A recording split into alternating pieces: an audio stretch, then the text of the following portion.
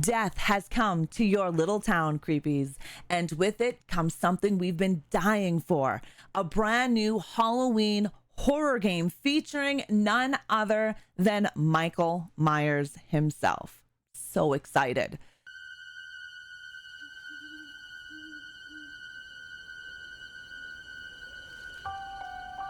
A quiet town, just like hundreds of other small towns all across America. A town just like yours. But it was here on October 31st, 1963. No motive, no warning, no provocation, just senseless death. I met him 15 years ago. I thought there was hope, that he could be reached. But what I met was not a child. No emotion. Perhaps not even human. 15 years later, he returned home. But what happened that night was only the beginning. It wasn't just a killing spree. It was a reckoning. Whoa, calm down, okay? He was going to reach it. Come on, What was that? we have to go. No. Ah! You can't stop him. You can't reason with him. You can't kill the boogeyman.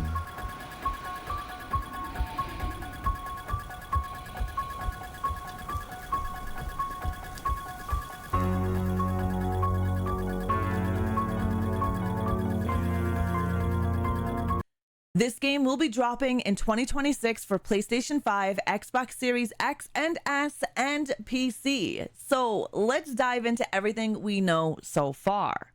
First up, we're getting both story mode and multiplayer, which is amazing. I am so grateful that gaming devs and publishers are listening to the fans. We have been wanting a story mode game as well as asymmetrical. We need to, suffice both sides, and we're finally getting that. So thank you, Gun, thank you, Illfonic, and everyone who's a part of this for listening to the community when we say we need a story mode game. But we don't want to forget our asym, because that's a lot of fun. Personally, I think the story mode is going to be the backbone of this game. So that's going to be really great news for those of us that just want to play the story and have no interest in multiplayer. But I think it's going to be a good time either way. Now, we know that the multiplayer is going to be 5 players, 1v4, even though the poster shows 3 people and Michael, and the website has a typo on it. I believe that it's going to be 5 players, 1v4. There's also going to be an offline mode against bots. Sorry, Fusa is trying to get all up in everything. She's like right there. The story mode may even lean more toward an open world feel from what I've been reading, almost like Friday the 13th virtual cabin or museum mode, but with story-driven challenges. This is where it's anybody's game. Who knows what we're going to get with the story mode. I am so excited. There are theories. I know Serial Killer and I were discussing the different things that could happen during the story-driven challenges. I cannot wait.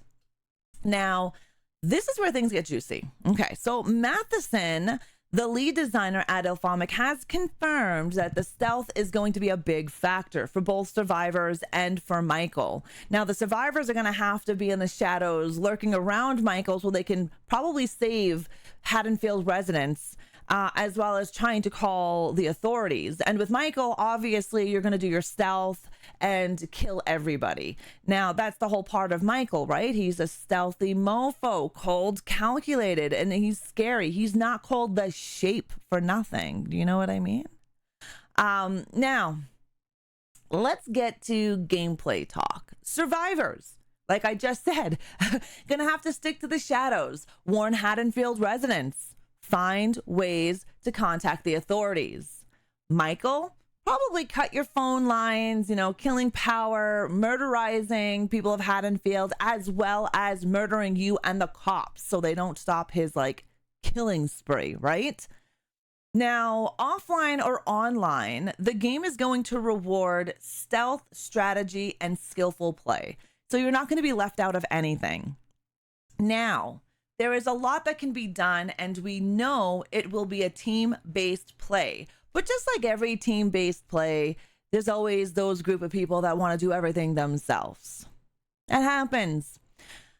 Now, I wonder, how are we even going to stop Michael? This is the boogeyman, right? This is the boogeyman. How are we going to stop him? We technically really can't kill him. However, I wonder if we will have to shoot him 6 times. Maybe shoot him 6 times at the house? I don't know. Who knows? That's like a fandom right there, right? I'd love to know what you guys think.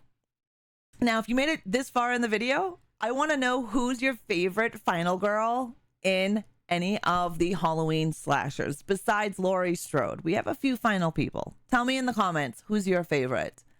Now, my buddy, a serial killer, and I were on the phone discussing this morning and looking at this house. Here you see that green dot. That looks like it's a power box. And we're thinking that Michael will be able to cut the power just like Jason did in Friday the 13th in the game.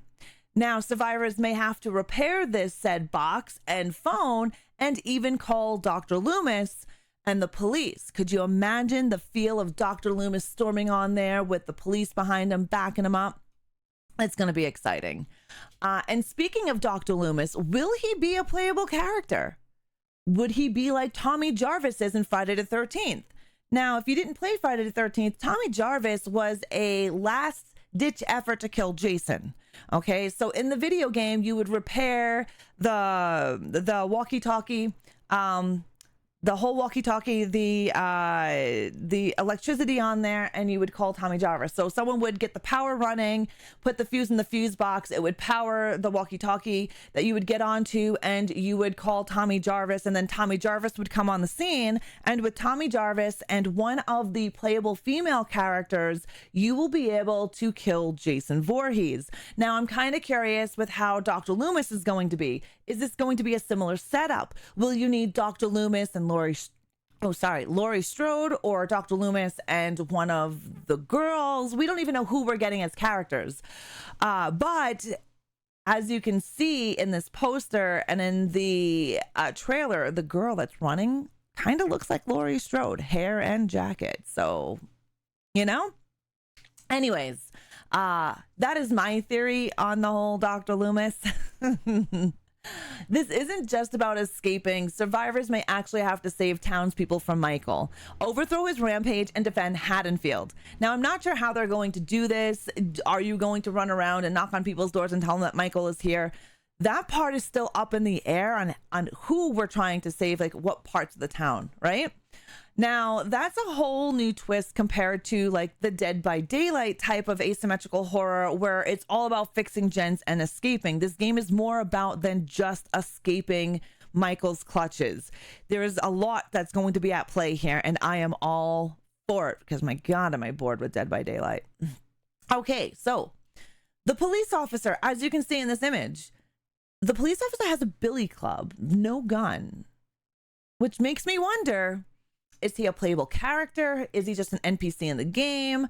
That is also still up in the air as we don't know much about this.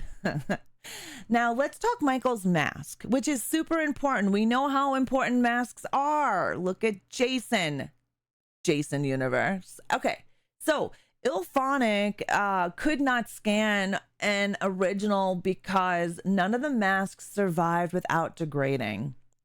So they had to build their mask in the game from scratch. According to what I was reading, Illfonic was obsessing over every microscopic detail. And as you can see here, the mask looks pretty friggin' awesome.